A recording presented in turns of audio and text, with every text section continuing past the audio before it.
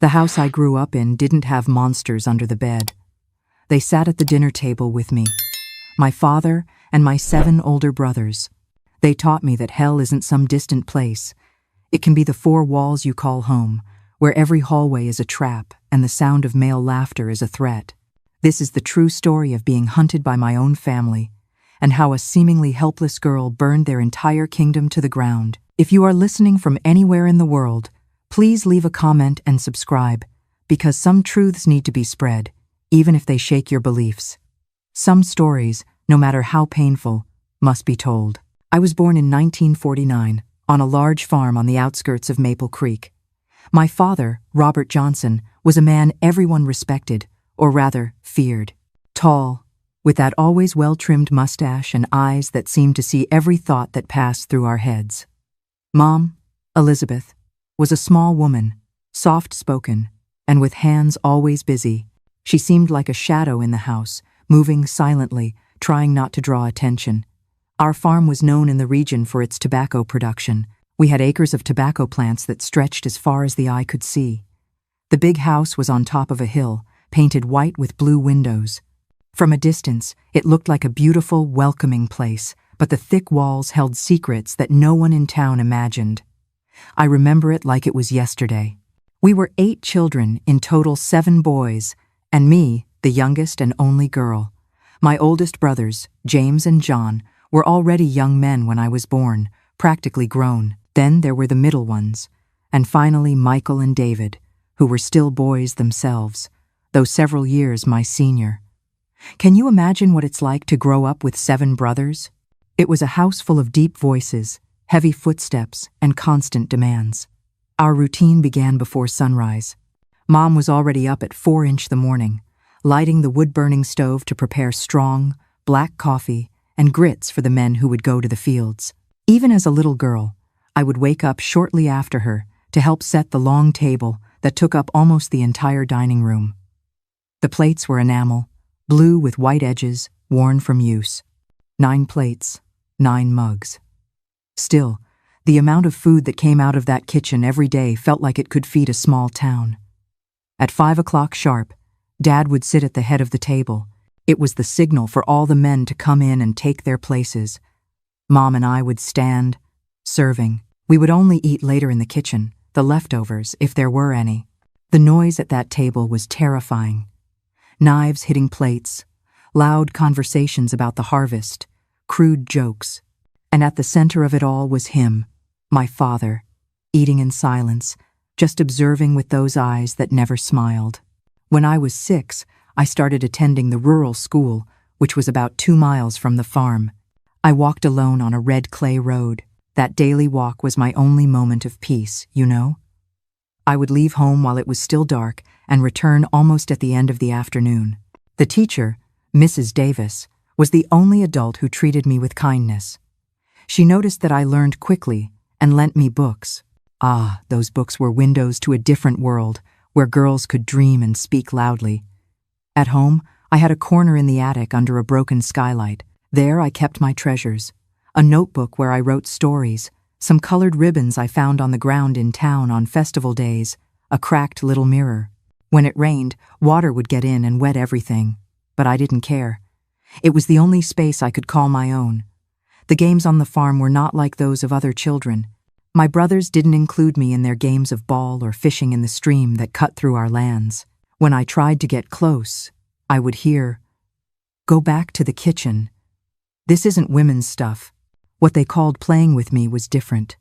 It was hiding my few belongings, pulling my hair until I cried, pushing me when they passed me in the narrow hallways of the house.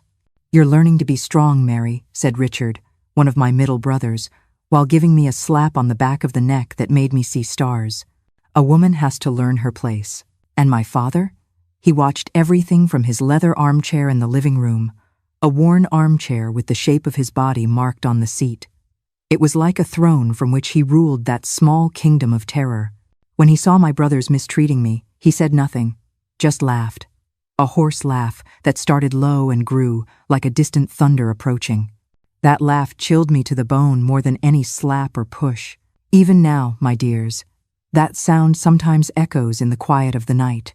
It was never the sound of joy, you see, but the sound of a person who finds pleasure in another's fear. It was the sound of cruelty itself. Mom tried to protect me in her own way. When the men weren't around, she taught me little survival tricks. "Stay invisible, my daughter," she would whisper while combing my hair for school. "Don't draw attention. My dears, perhaps you'll wonder why my mother only taught me how to flee. But you must understand, prolonged fear can shatter a person. It steals their voice and their strength. The only way she knew to protect me in that hell was to teach me how to make myself as small as possible. When your father or your brothers enter a room, you leave. Don't look them in the eye. Don't answer back even when you're right." At night, when everyone was finally asleep, Mom would come to my mat in the corner of the kitchen. I didn't have a room like my brothers. She would sit on the cold floor and sing softly lullabies from her homeland, from the Appalachian Mountains of Kentucky. They were stolen moments of tenderness that I cherished like one cherishes water in the desert. There was a special song about a little bird that flew far, so far that it found the sea. I would close my eyes and imagine myself as that bird, flying far away from that farm, from those men, from that life. One day, I thought, one day I will also find the sea. A strange feeling grew in me. It wasn't just fear. I knew fear well. It was something that burned in my chest, that made me clench my fists when no one was looking. When I was about 10, I discovered it had a name: anger, a silent anger that I fed with every humiliation, every laugh from my father, every night my mother cried in secret, thinking I was asleep. And so was my childhood, my dears. A time of learning to make myself small, to swallow words, to lower my head, but also a time of keeping inside me that little ember of anger that years later would turn into a force I didn't even know I had. Because, you see, even the most hurt children can grow up and become women who no longer accept being diminished. And that's what happened when I entered adolescence. On that same farm, still surrounded by those same men. But I was no longer the same scared little girl. When I turned 13, everything started to change. My body was no longer that of a girl. I was growing, gaining shapes that did not go unnoticed by the eyes of the men in that house. I remember my birthday in July 1962. There was no party, of course.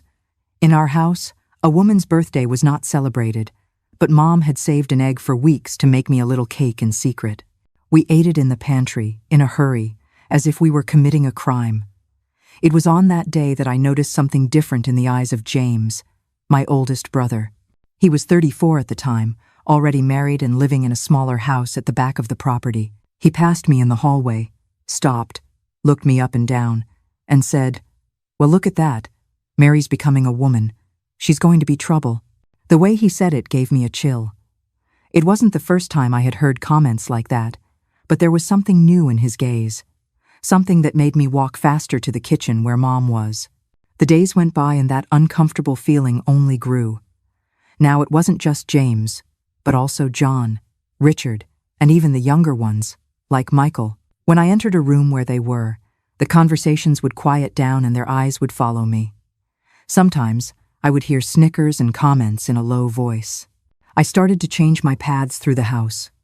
I avoided the shed where they kept the tools, the barn, the back of the yard. Whenever I could, I stayed close to Mom or one of the wives of my older brothers.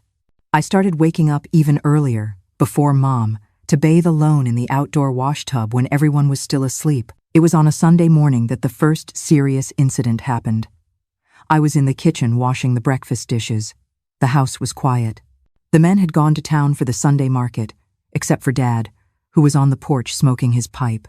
Mom had gone to take food to a sick neighbor. I heard footsteps behind me and, before I could turn around, I felt large hands grabbing my waist with force. It was David, one of my older brothers who was 19 at the time. "Mary," he whispered in my ear, "you're becoming a beautiful young woman, you know." I smelled the strong scent of whiskey on his breath. I tried to break free, but he held me tighter, pressing his body against mine, pinning me against the sink. "Let me go, David," I said, trying to keep my voice steady, but feeling the panic rise. "I'm going to call Dad." He laughed, a low, harsh laugh. "Go ahead. What do you think he'll do?"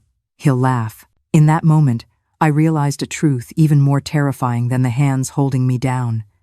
It's the moment an evildoer knows, with certainty, that they will never be punished. That house, my dears, held no justice for a little girl like me. In that moment, I realized a truth even more terrifying than the hands holding me down. It's the moment an evildoer knows, with certainty, that they will never be punished. That house, my dears, held no justice for a little girl like me. Just then, I heard Dad's voice coming from the porch. "David, come here." My brother let me go quickly, ran a hand through his hair, and left the kitchen as if nothing had happened. I stood there trembling, my hands still wet from the dishes I was washing, my heart beating so hard I thought I was going to faint. I didn't tell anyone what happened. Who would I tell? Mom? She would lower her head and say I should have been more careful, avoided being alone. Dad? He would probably let out one of those horrible laughs. From that day on, the incidents began to multiply. A pinch here, an inappropriate touch there, increasingly vulgar comments. It wasn't just David, but several of my brothers. It seemed like a game to them, to see how far they could go, to see how much I could take before I cried. And Dad watched everything from his armchair. Sometimes he pretended not to see. Other times he laughed, which encouraged my brothers to go further. "Let the girl learn how the world works," he would say to Mom when she timidly tried to intervene. School became my only refuge. I would wake up in the dark and walk those 2 miles with a will I never felt when it was time to return. There, Mrs. Davis noticed that something was wrong. "Mary, you've been quieter lately," she would comment. "Is something happening at home?" But I would deny it. What could I say? That my own brothers treated me like an animal to be hunted? That my father found it amusing? That every day was a torture, an exercise in trying to be invisible in a house where all eyes seemed to be fixed on me? It was at school that I met Sophia, the daughter of the town pharmacist. She was the only girl in the class who talked to me. The others, daughters of richer farmers, thought I was strange, too wild, with my patched clothes and my frightened demeanor. Sophia was different. She lent me books, shared her lunch with me, told me about life in the city. One day, she invited me to go to her father's pharmacy after school. I had never been in there before. Dad didn't spend money on medicine. He said herbs from the woods cured everything. The pharmacy was a fascinating place, full of colored glass bottles, strange smells, and a kind man who smiled when he spoke to me. "Sophia is very smart, sir," I said, feeling a shyness that was not common for me. "She helps me a lot with my lessons." The pharmacist smiled even wider. "Sophia talks a lot about you, Mary. She says you have a great head for numbers." It was the first time that someone, besides Mrs. Davis, acknowledged that I could be more than just a girl to work in the kitchen and put up with insults. I felt something warm in my chest, a new pride. I returned home that day with my head full of ideas. What if I could be more? What if there was a way out of that farm, far from those men, from that life? It was a dangerous thought, like a planted seed that was beginning to sprout, but reality was waiting for me at home. When I arrived, I found the kitchen in an uproar. Apparently, one of the calves had escaped, and no one could find it. Dad was furious, yelling at everyone. When he saw me, he turned his anger on me. "Where were you?" "It's almost 6 the afternoon." "At school, Dad," I replied, knowing it was useless to mention the visit to the pharmacy. "School? School? What good is so much school for a woman? You should have been here helping your mother." I lowered my head and went straight to the kitchen. Mom was there cutting vegetables for the soup, her eyes red from crying. When she saw me, she just gestured for me to grab a knife and start helping. We worked in silence for a while, until Mom whispered, "Your father broke the vase that belonged to my mother, the blue one that was in the living room." I felt a pang in my heart. It was the only object Mom had brought from her family when she got married, a delicate hand-painted vase that she always kept with fresh flowers, even in the driest seasons. It was her small rebellion, her little piece of beauty in a house where beauty was not valued. "Why?" I asked, also whispering. "Because I tried to defend you. I said you had the right to study." She paused, taking a deep breath. "He broke the vase in front of me, and said that next time it would be my head. I looked at my mother, that woman who had once been beautiful, but who now seemed to have aged before her time. Her graying hair, her gnarled hands from so much work, her eyes that no longer had a spark. It was like looking at my own future if I stayed there. "We need to get out of here, Mom," I said, the words coming out before I could stop them. Looking at the shards of that vase, I saw the shards of my mother's life, and I knew that if I did nothing, that would be my future as well. Those words weren't a plan, my dears. They were a vow, spoken from the very bottom of despair. Looking at the shards of that vase, I saw the shards of my mother's life, and I knew that if I did nothing, that would be my future as well. Those words weren't a plan, my dears. They were a vow, spoken from the very bottom of despair. She looked at me, frightened, putting a finger to her lips. "Shh, don't talk like that. Where would we go? How would we live?" It was a valid question. Two women alone, without money, without protection, in a world that was not kind to helpless women, but the seed had been planted, and I could no longer ignore it. That night, lying on my mat in the kitchen, I made a silent vow. I would find a way to get out of there. I didn't know how, I didn't know when, but I would not end up like my mother, a shadow of a person, living in fear, dying a little each day. The next day, I noticed something different. My brothers were restless, talking about a visitor who was coming to the farm. An important man from the city, someone Dad wanted to impress. Everyone was instructed to behave. The house was cleaned like never before, and Mom spent the day cooking special dishes. The visitor arrived in the late afternoon in a shiny car that kicked up dust on the dirt road. It was the mayor of the city, a fat man in a tight suit and a gold watch that shone on his wrist. He was coming to negotiate the purchase of part of our tobacco production for export. I stayed in the kitchen helping Mom serve the food while the men talked in the living room. The mayor spoke loudly, laughed a lot, drank the wine that Dad had saved for special occasions. Dad was different, submissive, almost servile, agreeing with everything the visitor said. It was when I served dessert that I heard something that changed everything. The mayor was commenting on the difficulties of finding qualified labor for his tobacco processing plant in the city. "We need people who can read and do math," he said as I placed the pumpkin pie in front of him. "It's getting harder and harder to find." Without thinking, I spoke up. "I can read and do math, sir. Mrs. Davis says I'm the best student in the school." A deadly silence fell over the room. Dad looked at me as if I had committed the worst of sins. A woman speaking without being asked in front of an important visitor.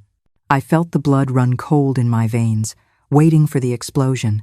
But to my surprise, the mayor smiled. "Is that so? An educated young lady. That's rare in these parts." At that moment, I saw something in my father's eyes that I had never seen before. It wasn't just anger, it was fear. Fear because for the first time, someone from outside that farm had seen me as a person, not just as a silent shadow. And that's when I realized his power over us came from isolation. As long as no one from outside knew what happened within those walls, he could do whatever he wanted. It was a flicker of light in the deepest darkness. For the first time, I understood that his power wasn't absolute, it had a weakness. And though I didn't know it then, this single realization would become the key to my eventual escape, but not before things got much, much worse. That night marked the beginning of my true rebellion. Not an open rebellion, with screams and escapes. I didn't have the strength or the means for that yet, but a silent rebellion, fueled by that little seed of hope, which now began to grow stronger within me. The months that followed the dinner with the mayor were the most difficult of my life. Dad was furious with me for speaking without permission. When the visitor left, he called me to the tool shed. It was a dark place, full of shadows, the smell of rust and oil embedded in the wooden walls. "Who do you think you are to speak in front of important men?" he shouted, pointing his finger at my face. "Do you want to embarrass me? Do you want people to think I can't control my own house?" I remained silent, looking at the floor, knowing that any answer would only make things worse. "Starting tomorrow, you're not going to that school anymore. You've wasted enough time on that nonsense. A woman's place is in the kitchen, not with her head full of ideas." I felt as if I had been punched in the stomach. School was my only refuge, my only connection to a world different from that hell. It was the first time I confronted my father. "No, Dad, I need to study, please." He was so surprised by my response that for a moment he just stared at me, speechless. Then, a frightening calm came over him. He smiled, a cold smile that didn't reach his eyes. "So you've learned to talk back, have you? We'll see if that courage lasts." That night, he gathered all my brothers in the living room. Mom and I served coffee while he spoke. "It seems our Mary is getting too bold. Thinks she can disrespect her father, speak when she's not spoken to? You know what happens to a woman who doesn't know her place, don't you?" A heavy silence fell over the room. My brothers looked at each other, some seeming uncomfortable, others with smirks at the corners of their mouths. "From today on, she's going to learn some lessons. She wants to go to school so badly? Then let's see if she learns. I don't want anyone making life easy for her. When she's ready to ask for forgiveness and accept her place, then she can go back to her normal routine." It was the beginning of what I called in my thoughts the months of purgatory. Every day I woke up before dawn to do all the chores that were previously divided between me and Mom. Lighting the stove, preparing breakfast, milking the cows, cleaning the rooms, washing the clothes by the stream. I worked from sunrise to sunset, under the watchful eyes of my brothers, who seemed to have received orders to keep me busy all the time. "Mary, the chicken coop fence needs fixing," John would say right after I finished washing the lunch dishes. "Mary, Dad wants you to clean the barn today," Michael would order when I returned exhausted from the chicken coop. My hands, which were once just rough, were now raw, with cuts and blisters that didn't have time to heal. My clothes hung on my increasingly thin body. With so much work, I barely had time to eat. Mom tried to help me in secret, but there was little she could do without attracting my father's wrath. Sometimes she would save a piece of bread or a boiled egg for me, hidden among the dish towels. Other times, she would take over some of my tasks when my father and brothers were in the fields. "You need to ask your father for forgiveness," she would tell me, tears in her eyes. "Please, daughter, this is killing you." But I couldn't. Something inside me, that ember of anger that was now a constant flame, wouldn't let me give him that satisfaction. I knew it wasn't just an apology he wanted, it was my complete submission, my surrender of any dream beyond that farm. Worse than the exhausting work were the looks and touches from my brothers. With my father's implicit permission to teach me a lesson, they felt entitled to treat me however they wanted. The pinches became grabs. The harsh words turned into obscenities whispered when no one was around. Richard was the worst. Being one of the middle ones, he was always trying to prove his worth to the older ones. He would follow me around the property, cornering me in isolated spots. "Where's your cleverness now, Mary?" he would ask, pressing his body against mine, his hot, unpleasant breath on my face. "Go read a book to get rid of me."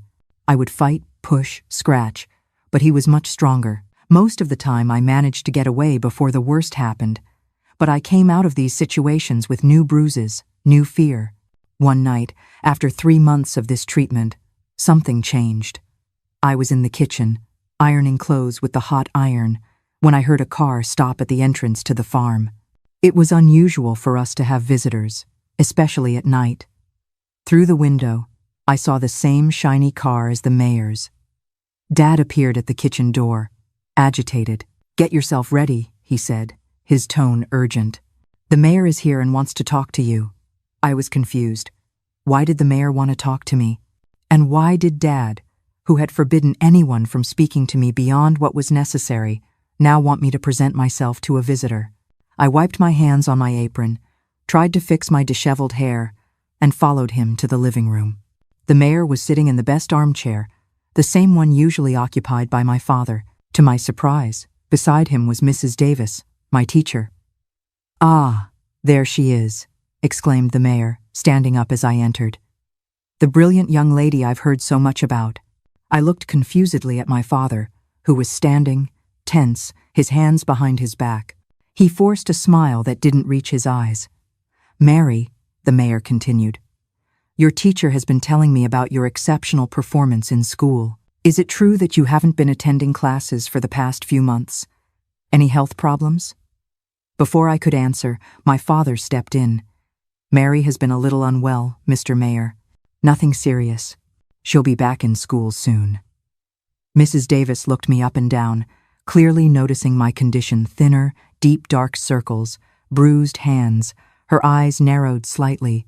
"Well," said the mayor, "I came here because we are starting a special program in our city. With the tobacco processing plant growing, we need talented young people to work in the office. People who can read, write, and, above all, do math. Mrs. Davis recommended you as the best student in the region." My heart began to beat faster. It was an opportunity, a way out of that hell. "The program includes a small salary, and for those who come from more distant farms like you, we offer lodging at Mrs. Davis's own house, who has kindly offered to be your guardian." I heard a noise and realized it was my father grinding his teeth. His forced smile was now just a tight line. "That's very kind of you, Mr. Mayor," he said. "But Mary is very much needed here on the farm. We are a large family. She helps her mother." "I understand," the mayor interrupted, "but it would only be during the week. On weekends, she could come back home, and the salary would be a help to the family." I saw the conflict in my father's eyes. On one hand, he wanted to keep me there, submissive, broken. On the other, refusing a direct offer from the mayor could have consequences for his business. "We need to think about it," he finally said. "It's an important decision." Of course," the mayor agreed, getting up. "But don't take too long. The program starts in 2 weeks, and spots are limited." When they left, I stood in the living room, unable to believe what had just happened. A door had opened, small, perhaps temporary, but a door nonetheless. My father's reaction came that same night after the mayor and Mrs. Davis had left. He stormed into the kitchen like a hurricane, his face red with fury. "What did you do? How dare you talk about our family to strangers?" "I didn't say anything, Dad," I replied, backing away until I hit the sink. "I haven't seen Mrs. Davis in months, since you forbade me from going to school." He lunged forward, grabbing my arm with such force that I felt his fingers digging into my flesh. "Don't lie to me. That woman wouldn't come here without a reason. What did you tell her?" "Nothing, I swear." That's when Mom entered the kitchen. A rare occurrence when my father was angry. She usually hid during these moments, knowing she could do nothing to help and that her presence would only make things worse. "Robert," she said, her voice trembling but determined, "the girl is telling the truth. She hasn't left this farm in the last 3 months. You know that. How could she have spoken to the teacher?" My father let go of my arm, turning to my mother. "Then how did that woman know? Why did she come here with the mayor?" "Maybe because she cares about her students," Mom said, surprising everyone with her boldness. "Maybe because Mary was the best student and suddenly disappeared." For a moment, I thought my father was going to hit her. He stepped closer, his fists clenched. But then something unusual happened. He stopped, took a deep breath, and gave a bitter laugh. "You two think you're smart, don't you? Think you can fool me, make plans behind my back? No, Robert, we just silence," he shouted, slamming his fist on the table. The dishes on it clattered with the impact. "I'm going to make one thing very clear. No one in this house does anything without my permission. No one leaves this farm unless I say they can." He turned to me, his finger pointed at my face. "And you, young lady, can forget about this story of working in the city. Your place is here, where I can keep an eye on you." It was then that Mom did something I had never seen her do in my entire life. She stood between me and my father, straightening her thin shoulders, her chin held high. "Robert, please, this is an opportunity for our daughter.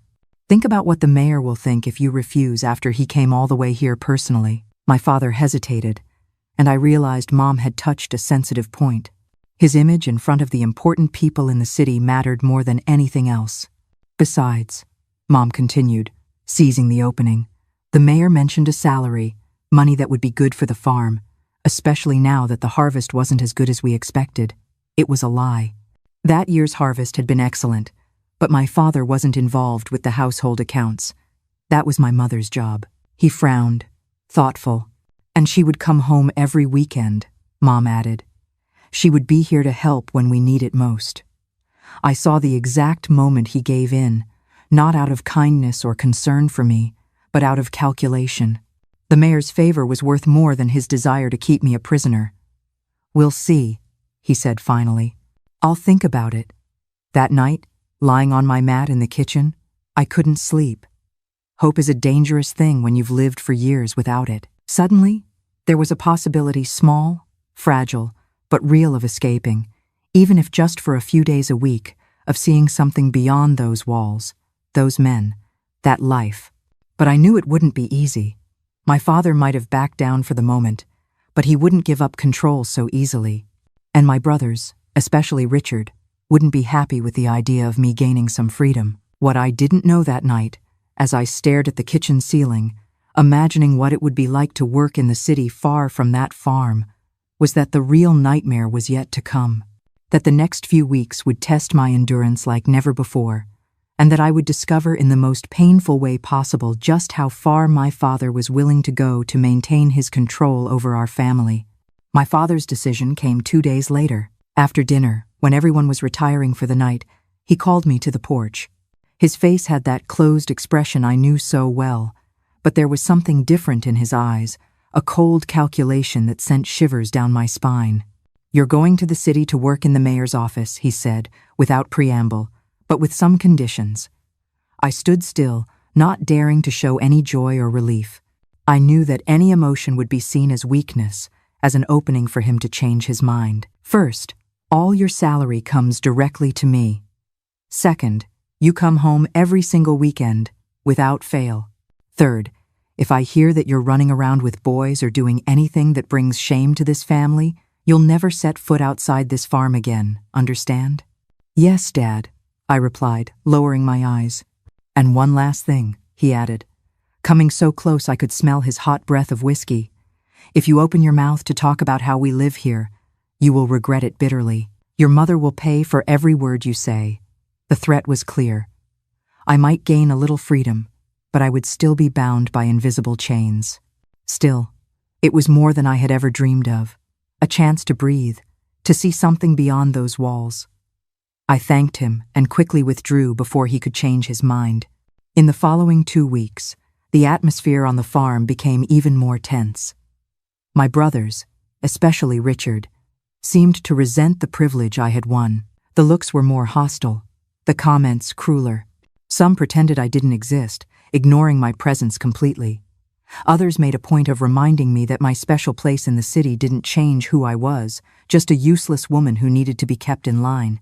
On the eve of my departure, Richard cornered me in the barn while I was getting corn for the chickens. His face was contorted with a rage I had never seen before, not even in him. "You think you're better than us, don't you? Think you're going to become some important city girl?" "No, Richard. I'm just going to work like everyone else here." He moved closer, pressing me against the wooden wall of the barn. "Don't forget your place, Mary. You can go to the city, but you'll always be what you are. A country girl who's good for cooking and obeying. Nothing more." I felt his heavy body against mine, his hands gripping my arms hard enough to leave marks.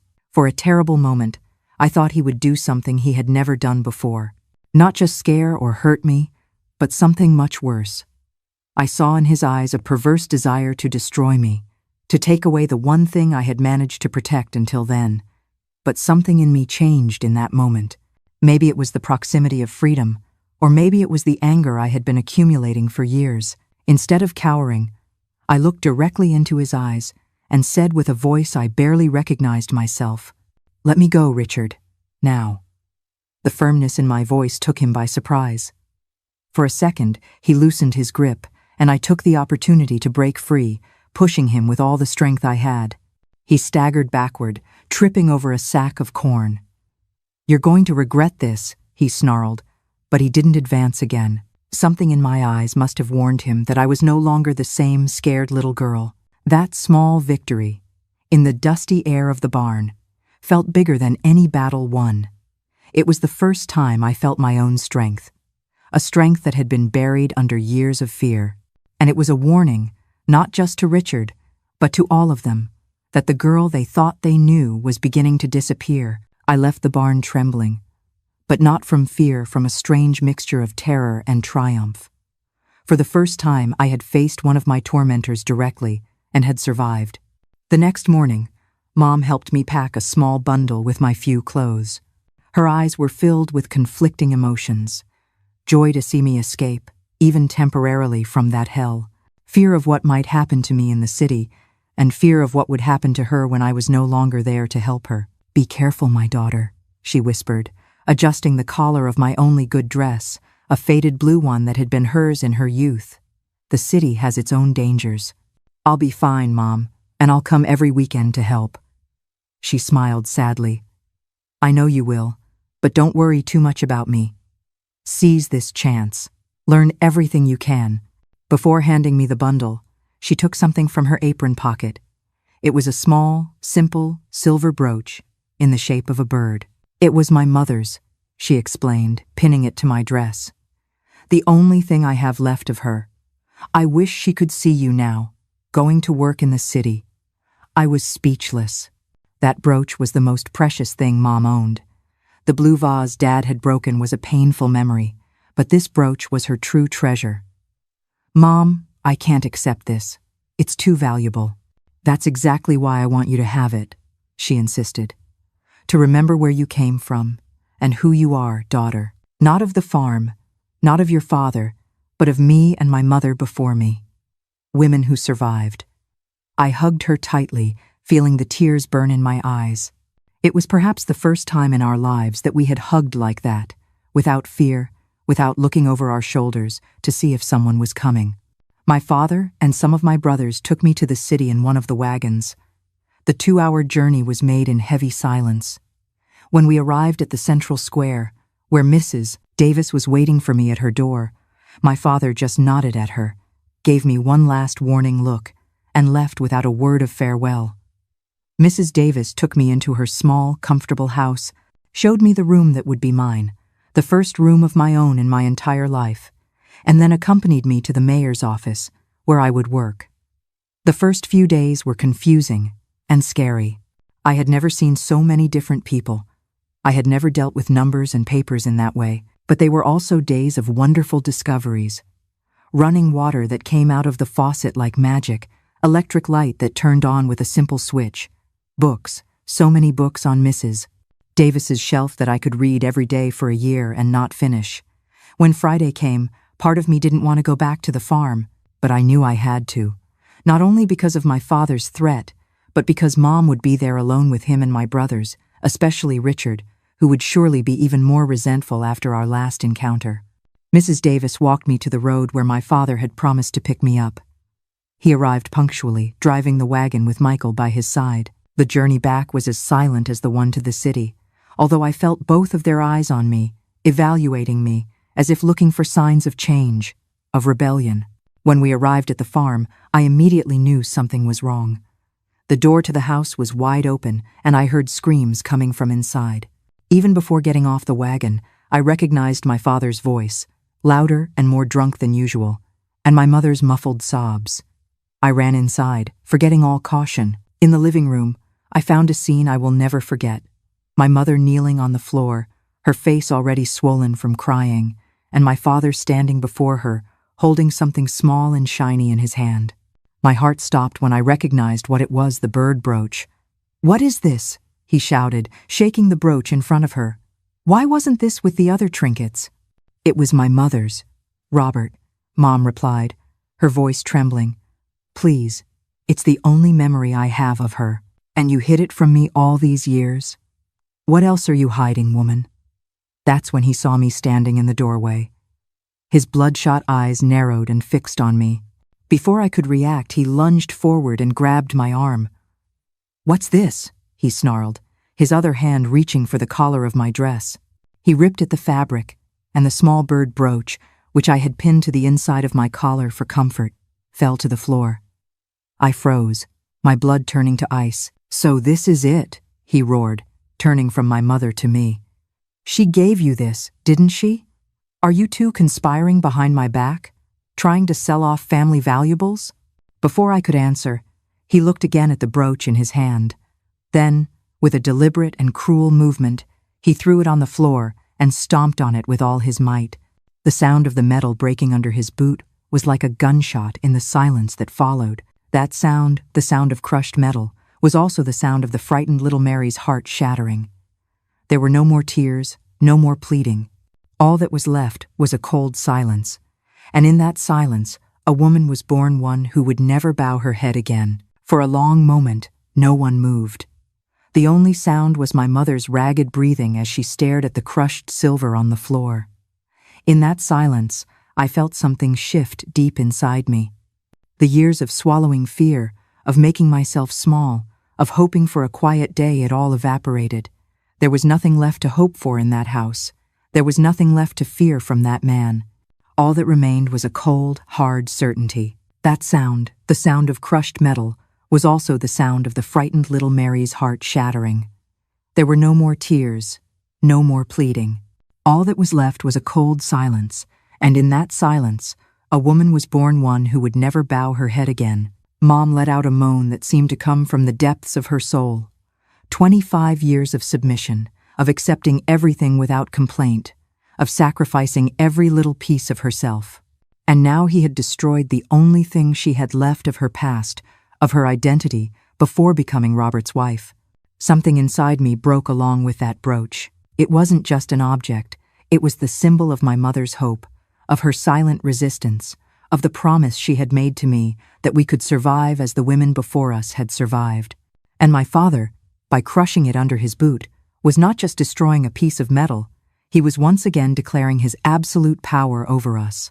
He was saying that nothing, not even the most sacred memories, truly belonged to us. As I looked at the silver fragments scattered on the dirt floor, as I heard Richard's low, satisfied laugh coming from the window, as I saw my mother hunched over the pieces trying to gather what was left of her treasure, something changed inside me. The anger I had been cultivating for years was no longer a small, controlled ember. It was a wildfire, consuming everything: the fear, the hesitation, even the prudence. At that moment, I swore to myself that that man, my father, and all my brothers who followed his example, would pay for what they had done to us. Not with physical violence, I would never be like them, but in a way that would hit them where it hurt most. In their pride, their reputation, their power they cherished so much. I would find a way to destroy them, just as they had tried to destroy us year after year, tear after tear. The rest of that weekend was a nightmare. I returned to the city on Monday with new bruises and a heart full of determination. At Mrs. Davis's house, I cried all the tears I had held back, telling her about the destroyed brooch, but not about the other horrors of the farm. She hugged me in silence, offered me chamomile tea, and let me sleep in late. The next day, at the mayor's office, I worked with renewed diligence. Every number I added, every paper I organized, was a step away from that farm, a brick in the construction of my independence. But I knew that just running away wasn't enough. I needed to ensure that my mother was also safe, and that my father and my brothers, especially Richard, paid for everything they had done. It was almost by chance that I found the first clue. I was organizing the rural tax documents when I saw the name of our farm, Johnson's Rest.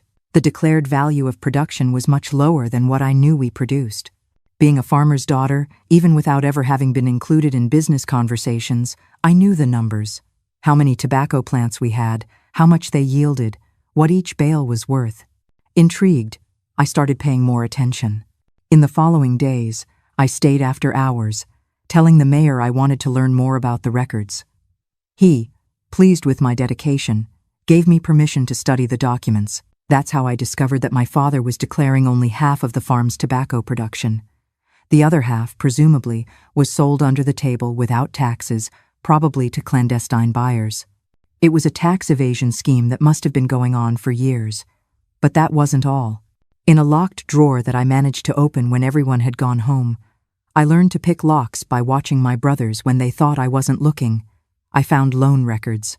My father owed a considerable amount to a man named Frank Miller, known in the region as a ruthless loan shark. From the exorbitant interest rates and payment dates, it seemed my father was only managing to pay the interest without ever touching the principal. These two secrets were powerful, but I needed more details, more certainty before acting. In the following weeks, I continued my silent investigation. On weekends, I returned to the farm as promised, enduring the heavy atmosphere and mistreatment with a new patience, fueled by the certainty that it would all soon be over. I got closer to Mr. Clark, the town mailman, a kind gentleman who knew all the secrets of the region. We started chatting during my lunch break when he passed by the office. One day, I casually mentioned the name Frank Miller. "Ah, Frank," he said, lowering his voice.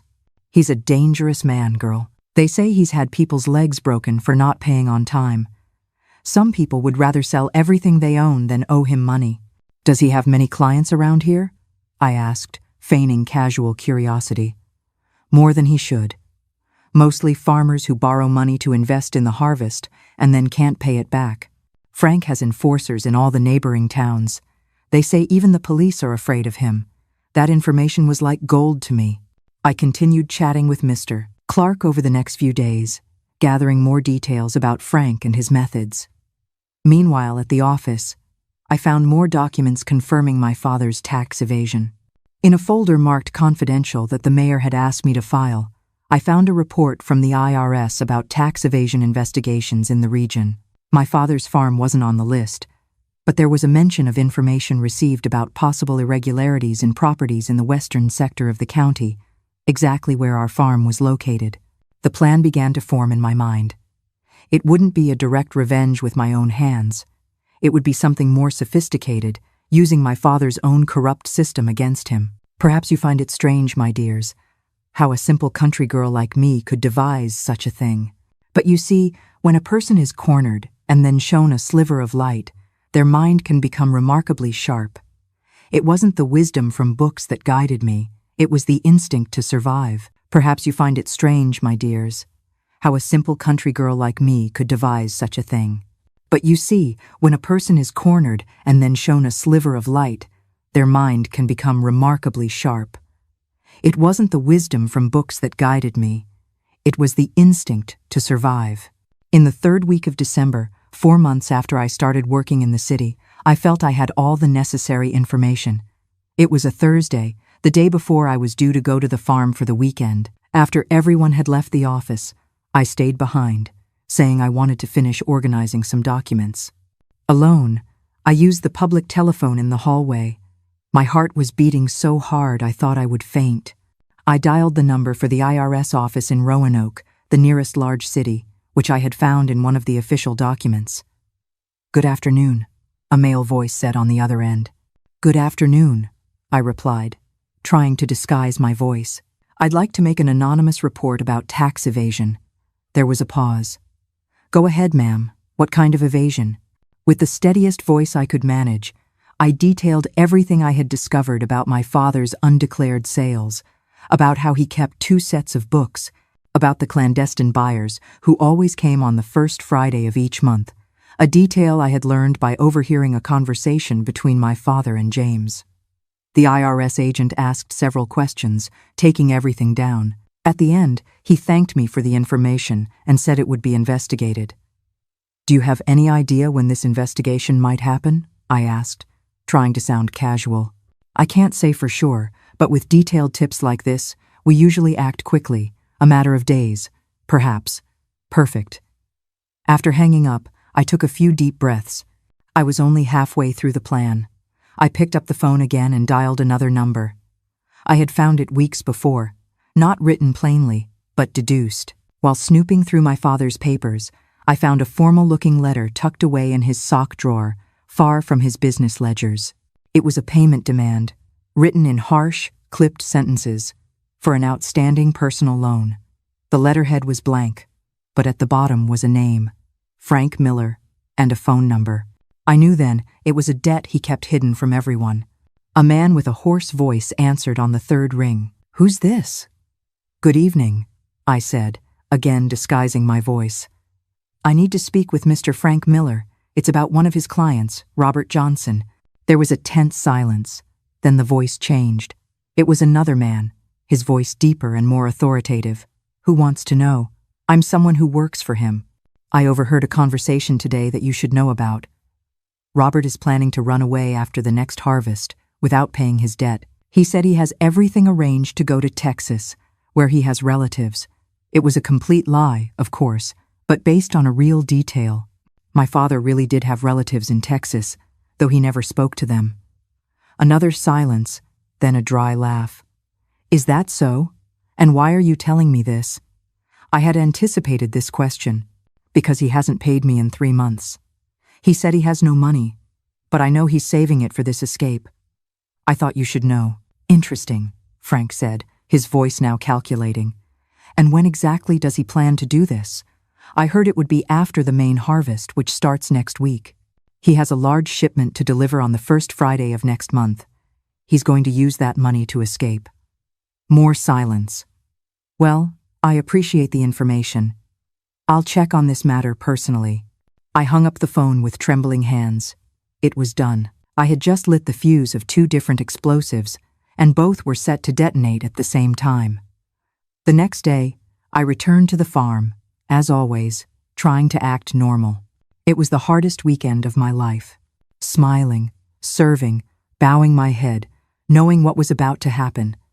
The tension was so thick I almost gave myself away several times, dropping plates, stumbling, answering questions wrong. "What's wrong with you, girl?" my father asked on Sunday night, watching me suspiciously. "You look like you've seen a ghost." "Nothing, Dad," I replied, lowering my eyes. "Just tired from the work in the city." He grumbled something about real work and went back to smoking his pipe. On Monday, I returned to the city with a knot in my stomach. Part of me worried about my mother. What if she got hurt in the middle of the chaos I had orchestrated? But another part knew this was the only chance we had to break free from that hell. A whole week went by with no news. I began to fear my plan had failed, that no one had taken my reports seriously. Then, on the following Thursday, while I was at the office, I heard a commotion in the square. I looked out the window and saw 3 official IRS cars heading towards the edge of town, the road that led to our farm. My heart leaped. It was the beginning of the end. That night, Mrs. Davis received a phone call. It was from the city police station. They needed me to come down there immediately. When we arrived, we found an IRS official and the local sheriff. They informed me that my father and my older brothers had been arrested for tax evasion and resisting arrest. "And my mother?" I asked, the fear evident in my voice. "She's fine, but very shaken," the sheriff replied. "We need you to go out there." On the way to the farm, in the police car, the IRS official told me what had happened. When they arrived to conduct the audit, they found not only evidence of tax evasion, but also a chaotic situation. Frank Miller and 2 of his thugs had arrived shortly before, confronting my father about the supposed escape. A violent fight had broken out. "It was a strange coincidence," the official commented. "Seems someone also reported your father to the loan shark." I kept my expression neutral, despite the turmoil of emotions. A coincidence indeed. When we arrived at the farm, the scene was surreal. Official cars, police officers, handcuffed men being put into patrol cars. The house was partially destroyed. Broken furniture, shattered windows, signs of a struggle everywhere. I found my mother sitting on the porch with a blanket over her shoulders and a cup of tea in her hands, being attended to by a social worker. When she saw me, her eyes filled with tears. I ran to her and hugged her tightly. "It's over, Mom," I whispered in her ear. "It's over for good." Looking back at that house one last time, I didn't feel hatred, my dears. Only a vast sadness for the lives that had been ruined within it, including the lives of those who caused our pain. They were prisoners, too, of their own cruelty. And as we turned our backs and walked away, that was the moment we truly became free. Looking back at that house one last time, I didn't feel hatred, my dears. Only a vast sadness for the lives that had been ruined within it, including the lives of those who caused our pain. They were prisoners, too, of their own cruelty. And as we turned our backs and walked away, that was the moment we truly became free. She pulled back a little, looking me in the eyes. There was something new there, not just relief, but a kind of silent understanding. "You did this, didn't you?" she asked quietly, so no one else could hear. I hesitated for a moment, but then I nodded slightly. There was no need to lie to her. Not anymore. A small smile appeared at the corner of her mouth. It wasn't a smile of joy, but of something deeper recognition, perhaps, that her daughter had done what she never had the courage to do. "Let's go to the city," I said, helping her to her feet. "We can stay with Mrs. Davis for now." As we walked away from the farm, I looked back one last time. The men who had turned our lives into a hell were being taken away, defeated not by physical force, but by the intelligence of a girl they had always considered inferior. Justice had come not like a lightning bolt from the sky, but as a meticulous plan, executed with patience and precision. At that moment, I knew that my life and my mother's would never be the same. The road ahead of us was open for the first time to possibilities we had never dared to imagine. Today, my dears, I live a life I never imagined possible in those dark times. I am 76 years old and live in this cozy apartment in Charlottesville, a city that welcomed me like a daughter. The first time I saw these mist-covered mountains, I knew I had found my place in the world. The path to get here was not easy, nor was it direct. After that fateful day when the farm was raided by tax agents and thugs, Mom and I lived with Mrs. Davis for almost 6 months. The mayor, impressed with my work and touched by our situation, offered me a permanent job at City Hall with a better salary. Mom found work in the home of a wealthy family in the city, no longer as a maid who did everything, but as a respected cook, with regular days off and a room of her own. My father and older brothers were imprisoned for almost 2 years. The younger ones were released sooner, but the farm was confiscated to pay off the debts and back taxes. Some of them moved to other cities. Others went to work as hands on neighboring farms. Richard, the one who tormented me the most, received the longest sentence for resisting arrest and assaulting police officers. I never went back to that farm. I heard it was sold at auction to a businessman from the capital, who turned it all into a modern tobacco plantation with machinery and registered workers. The stories we lived there were buried along with the old house, which was demolished to make way for new facilities.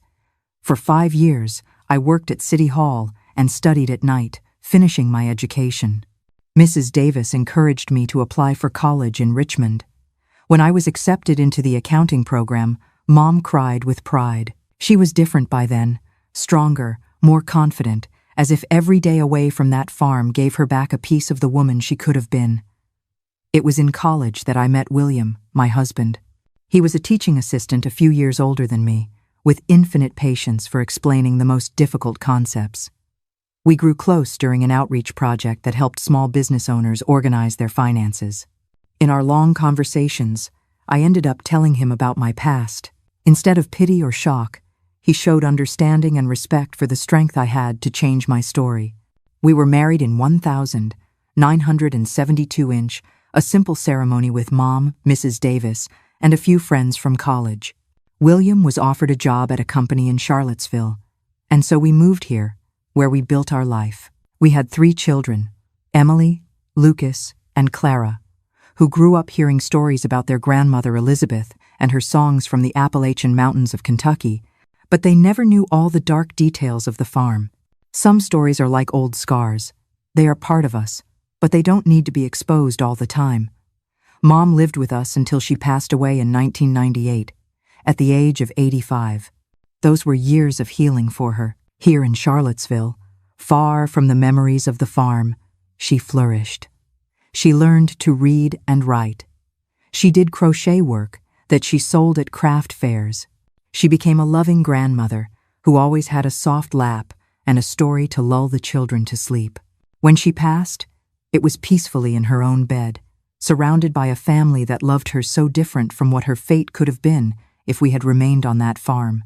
William passed away 7 years ago after a battle with cancer. We had 46 years of a marriage based on mutual respect and companionship, something I didn't even know was possible during my childhood and adolescence. He taught me that not all men are like my father and my brothers, that there is tenderness in masculine hands, that deep voices can also speak sweet words. Today, I live surrounded by the happy memories we built together. My roses on the porch are my passion and my therapy. Each flower that opens is a small victory, a reminder that beauty can be born even after the most violent storms. My grandchildren visit me often. There are 7 of them now, and each one brings a different joy to my life. Sometimes, in the quietest nights, when I'm alone with my memories, I still think about that farm.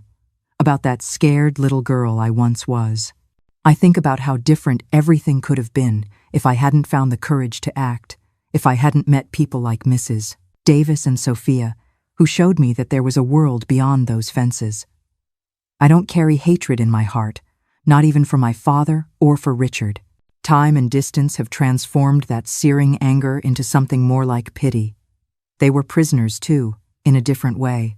Prisoners of a brutal ignorance, of a distorted worldview where power over others was the only way to feel like men. What I've learned over this long life is that our greatest victory is not in punishing those who wronged us, but in building a life so good and so full that the wrong becomes just a distant chapter, no longer the center of our story. That's what I want to talk to you about how how we can, with courage and determination, rewrite our destinies, even when it seems impossible. My dears, in sharing this story with you, I am not simply reliving the past. My hope is that my journey might serve as a small light for anyone who feels trapped in their own darkness, unable to see a way out. On that farm, as a young girl, I believed my life was already written a story of fences, fear, and silence. But life taught me a profound lesson. Our stories do not end in the painful chapters. We are the ones who get to write the ending. To anyone listening who feels caught in a place with no escape, whether it be a home without love or a heart full of sorrow, please know that your strength is greater than you imagine. It may not feel like it now, but the courage you need is already inside you, like a seed waiting for a sliver of light to grow. True strength isn't about never falling. It is about rising each and every time we fall. Surviving is an act of defiance. Living well is the most beautiful victory. By breaking the cycle of abuse, I gave my own children and grandchildren a gift I never had, a home where voices were used to soothe, not to shatter, where hands were meant for holding, not for hurting. If my story has touched your heart, I only ask that you hold it within you and join me in spreading this message of hope. Each like would be a warm glow, letting me know this story has found a kindred spirit. I also long to hear your stories. A comment sharing your own journey will help weave a chain of affection so that no one has to feel alone. And so that we don't lose each other on this path, please subscribe to share in more stories that ignite faith. Know this, my dears, from a woman who has lived 76 long years, it is never, ever too late to begin again. My mother's bird brooch was crushed that day, but its spirit, the spirit of freedom, of flight, of possibility, was never destroyed. It lives in me to this day, and by hearing my story, I hope it now lives a little in you too.